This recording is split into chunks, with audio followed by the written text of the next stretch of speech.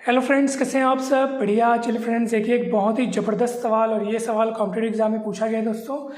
बिंदु ए जिसके निर्देशांक 1 2 हैं से होकर जाने वाली रेखा एक्स अक्ष के साथ 60 अंश का कोण बनाती है तथा रेखा x + y = 6 को बिंदु P पर काटती है, तो AP की लंबाई ज्ञात कीजिए। दोस्तों देखिए, चित्र के माध्यम से हम इसको समझने का प्रयास करते हैं इस सवाल को। मान लीजिए ये रेखा है, ठीक है, जिसके बारे में प्रश्न में सबसे पहले कहा गया है कि ये बोल रहा है ना बिंदु ए से होकर जाने वाली रेखा। तो यहाँ पे अपन कोई बिंदु ए बना लेते हैं। ये बिंदु ए हो गया, ठीक है। इसके निर्देशांक है 1 2, ठीक है। इसके निर्देशांक हो 1 2 और यहाँ से रेखा गुजरती है एक्स अक्ष के साथ। वो रेखा एक्स अक्ष के साथ 60 अंश का कोण बनाती है। ये रेखा एक्स अक्ष के साथ 60 अंश का कोण बनाती है और बिंदु ए से होकर जाती है। बिंदु ए के निर्देशांक है 1 2, ठीक है फ्रेंड्स। और यही रेखा इस दूसरी रेखा को x + y = 6 को जिस बिंदु पर कट करती है वो बिंदु है P, और हमको ज्ञात करनी है AP की लंबाई। यही प्रश्न है दोस्तों। मुझे उम्मीद है प्रश्न आपको अच्छे से समझ में आ गया होगा। फिर से एक बार रिवाइज कर लेते हैं। ये रेखा है जो बिंदु ए से होकर गुजरती है। बिंदु ए के निर्देशांक है 1 2, ठीक है फ्रेंड्स। और इस बिंदु से होकर गुजरती है रेखा और एक्स अक्ष के साथ 60 अंश का कोण बनाती है। और इस बिंदु से तो गुजरती है, लेकिन साथ ही साथ एक और चीज़ दी गई है कि ये रेखा इस रेखा को x + y = 6 को कौन से बिंदु पर कट करती है? बिंदु P पर कट करती है। तो हमें AP की लंबाई ज्ञात करनी है दोस्तों। मान लीजिए A से P की लंबाई है R। दोस्तों हम यहाँ पर यूज़ करेंगे रेखा का प्राचलिक समीकरण, जिसे हमने पिछले क्लास में ही समझा है।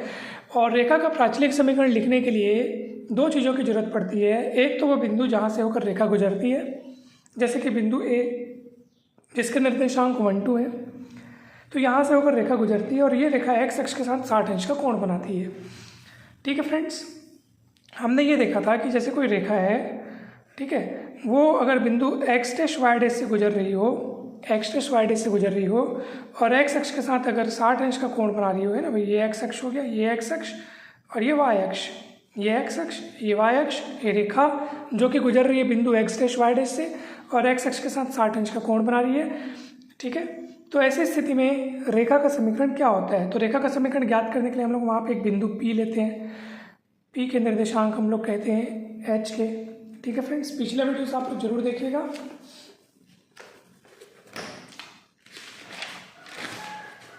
ये देखिए, सरल रेखा का प्राचलिक समीकरण हमने पिछले क्लास में ही बहुत अच्छे से समझा था दोस्तों। तो पिछले सारे वीडियोस आप लोग जरूर देखिएगा। डिस्क्रिप्शन बॉक्स में आपको पिछले सारे वीडियोस के लिंक लेक्चर क्रमांक वाइज मिल जाएंगे।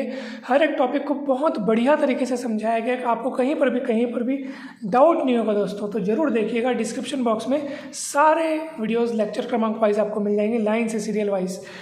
जैसे कि सरल रेखा का प्राचलिक समीकरण समझते समय हमने ये देखा था कि रेखा पर हमने कोई बिंदु, मतलब किसी बिंदु A से रेखा गुजरती है जिसके निर्देशांक x' y' है, और वो रेखा x अक्ष से थीटा कोण बनाती है। रेखा पर हमने बिंदु P लिया था H के, फिर हमने बिंदु P का बिंदुपथ निकालने का प्रयास किया था, ये देखिए, और ये बिंदुपथ आया था। ये बिंदु P का बिंदुपथ यही रेखा का अभिष्ट समीकरण है दोस्तों। यहाँ पर R क्या है? R क्या है? A से P के बीच की दूरी, ठीक है फ्रेंड्स। R क्या है? A से P के बीच की दूरी। तो इसी समीकरण का इस्तेमाल करने वाले हैं आज के इस वीडियो में हम। ध्यान से देखिएगा। तो दोस्तों रेखा का समीकरण क्या होता है? x - x' upon cos theta, ठीक है, इजिकल्स टू, है ना। ये यहाँ पे 60 अंश, ये हमने जो पढ़ा था वहाँ पे, मतलब अगर अपन फॉर्मूला डिराइव करते हैं तो ये एक्चुअली थीटा अंश है ना फ्रेंड्स। 60 अंश तो प्रश्न में दिया है। अगर हम जनरली सूत्र लिखने का अगर अपन देखें तो x' y' से होकर जाने वाली रेखा जो x अक्ष के साथ थीटा एंगल बनाती है, ठीक है, ये थीटा है, तो उसका समीकरण क्या होगा? तो x - x' upon cos theta, y - y' upon sin theta is equal to R। इसी का यहाँ पे हम इस्तेमाल करेंगे दोस्तों। तो क्या हो जाएगा बताइए? यहाँ पे x' y' की जगह आपको दिया 1 2, देख लो, जो रोल यहाँ पे x' y' का है ना, वही यहाँ पे 1 2 का है। तो उसके समीकरण में भी x' y' के स्थान पर आपको 1 2 रखना होगा, ठीक है, और थीटा के स्थान पर आपको रखना होगा 60 अंश। तो चलिए बताइए क्या होगा। तो ये होगा x minus x dash that is 1 upon cos 60, y minus y dash that is 2 upon sine 60 is equal to r का मान अपने को पता करना है दोस्तों। तो चलिए हम एक काम करेंगे दोस्तों, वास्तव में इस बिंदु P को जो अपन लिए हैं, इस बिंदु P के निर्देशांक यदि x y हो तो ये रेखा पर हमने जो बिंदु P लिया है यहाँ इसका मान अपन यहाँ से निकाल सकते हैं। एक्चुअली क्या है कि देखो, जब इस रूप में अपन रेखा का समीकरण लिखते हैं, कौन से रूप में, प्राचलिक समीकरण के रूप में लिखते हैं, तो यहाँ से हमको एक मदद मिलती है, एक लाभ मिलता है, एक हमारे लिए प्लस पॉइंट रहता है। और वो प्लस पॉइंट ये है कि इस समीकरण की मदद से हम रेखा पर किसी बिंदु, किसी आर्बिट्ररी स्वेच्छ बिंदु के निर्देशांक यहाँ से निकाल सकते हैं। कैसे, देखिए ध्यान से, इसको थोड़ी देर के लिए भूल जाइए और इसको और आर को देखिए बस। कॉस थीटा को तिर्यक गुणा कीजिए आर के पास तो हो जाएगा आर कॉस थीटा, फिर ये माइनस एक्स को उधर पलटा दीजिए आर कॉस थीटा की तरफ, तो एक्स का मान क्या निकलेगा बताइए, तो एक्स का मान निकलेगा R cos theta plus x dash, ये माइनस सोचो ये नहीं है, ठीक है, ये दोनों बस है सोचो, तो आर कॉस थीटा होगा, उसके बाद माइनस एक्स डैश उस तरफ जा करके प्लस एक्स डैश हो जाएगा, यानी क्या क्या होगा, x dash plus R cos theta. ठीक है फ्रेंड्स, ये आपका किसका मान निकल गया, एक्स का मान निकल गया है ना। अब मैं सीधा वाई का मान भी आपको निकाल के दिखाता हूँ, इसको भूल जाइए, आर साइन थीटा तिर्यक गुणा होगा तो आर साइन थीटा, और ये माइनस वाई डैश उस तरफ जाकर के प्लस में हो जाएगा, तो वाई का मान आ जाएगा y dash plus R sine theta. तो इस तरह से एक्स वाई के मान निकल गए, ये एक्स वाई के मान हो गए।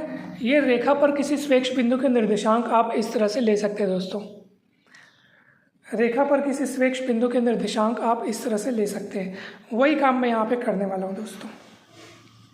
तो वो कोई बिंदु जो है मैंने एक्स वाई ले लिया और वो रेखा पर उपस्थित है ना, तो रेखा के समीकरण को संतुष्ट करेगा, तो वो मैं यहाँ से लूँगा दोस्तों। कैसे, देखो ये हो जाएगा आपके पास, इसको छुपाओ, इसको तिर्यक गुणा करो और फिर -1 को इधर लाएंगे तो 1 प्लस आर कॉस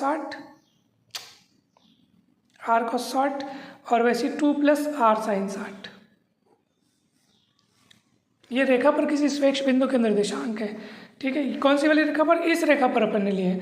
अगर ये बिंदु इस रेखा पर उपस्थित है, यानी कि अगर ये बिंदु वास्तव में बिंदु P है, अगर ये बिंदु सच में बिंदु P है तो बिंदु P तो इस रेखा पर उपस्थित है। अगर ये बिंदु P के निर्देशांक हैं तो अवश्य ही ये निर्देशांक इस रेखा के समीकरण को संतुष्ट करेंगे, क्योंकि ये रेखा इस रेखा को जिस बिंदु पे कट करती है वही बिंदु P है। हमने क्या किया, हमने इस दी हुई रेखा पर कोई बिंदु लिया, कैसे लिया उसका तरीका हमने सीख लिया और उस हिसाब से यहाँ पे मान रखा तो मुझे बिंदु मिला। अगर ये बिंदु वही बिंदु है जिस बिंदु पर ये रेखा इस रेखा को कट करती है, अर्थात अगर ये बिंदु P है तो अवश्य ही ये बिंदु P के निर्देशांक इस रेखा के समीकरण को संतुष्ट करेंगे, क्योंकि बिंदु P इस रेखा पर भी तो उपस्थित है ना। तो अगर ये सच में बिंदु P के निर्देशांक हैं तो अवश्य उस रेखा के समीकरण को संतुष्ट करेंगे।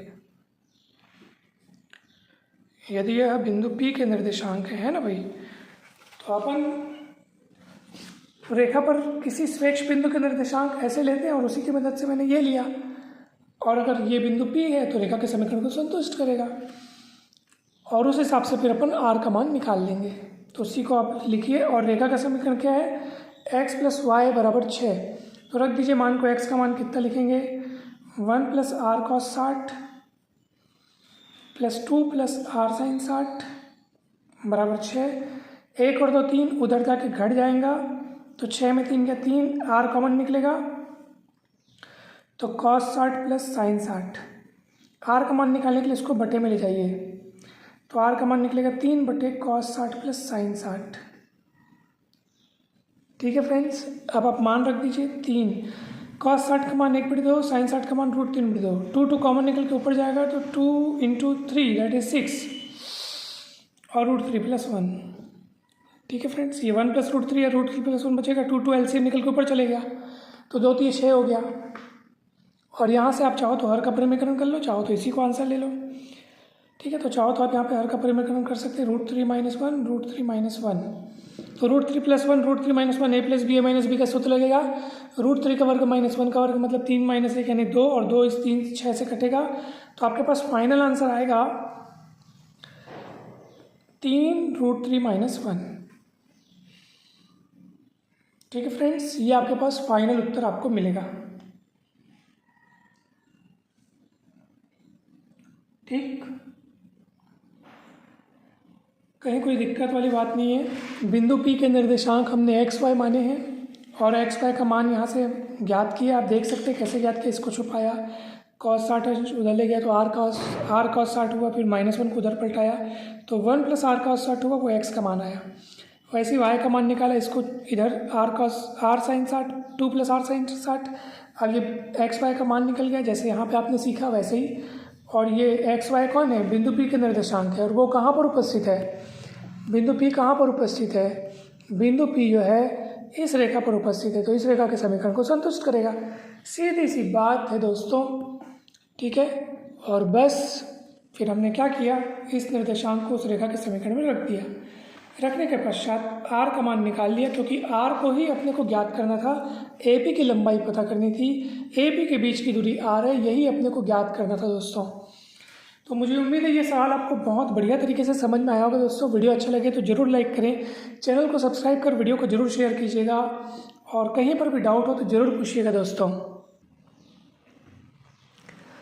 दोस्तों एक छोटा सा सवाल आप लोगों के लिए होमवर्क, बिंदु A जिसके निर्देशांक 2 3 हैं से होकर जाने वाली रेखा जो कि x अक्ष के साथ 30 अंश का कोण बनाती है, और बिंदु A से 5 इकाई दूरी पर रेखा पर बिंदु P के निर्देशांक पता कीजिए। ये आपके ऑप्शन हैं। चित्र अगर देखें दोस्तों तो बहुत सरल है। ये कोई बिंदु है 2 3, यहाँ से रेखा जा रही है, x अक्ष से 30 अंश का कोण बना रही है। ये बिंदु A है, बिंदु P एक अन्य बिंदु है रेखा पर उपस्थित है जो कि यहाँ से 5 इकाई दूरी पर है। दूरी दे दी गई है आपको, बिंदु P के निर्देशांक आपको पता करने दोस्तों। दिमाग लगाइए, जल्दी से इसका सही उत्तर बताइए। 4 ऑप्शन आपके पास ABCD, कमेंट में इसका उत्तर बताइएगा कि सही ऑप्शन क्या है दोस्तों। हमें आपके आंसर का इंतजार रहेगा दोस्तों। कहीं पर भी कोई भी डाउट हो तो बेझिझक बिंदास आप लोग जरूर पूछिएगा दोस्तों। वीडियो अच्छा लगे तो जरूर लाइक करें, चैनल को सब्सक्राइब कर वीडियो को जरूर शेयर कीजिएगा। किसी भी डाउट या किसी भी कन्फ्यूज़न, कोई भी कन्फ्यूज़न हो तो ज़रूर पूछिएगा दोस्तों।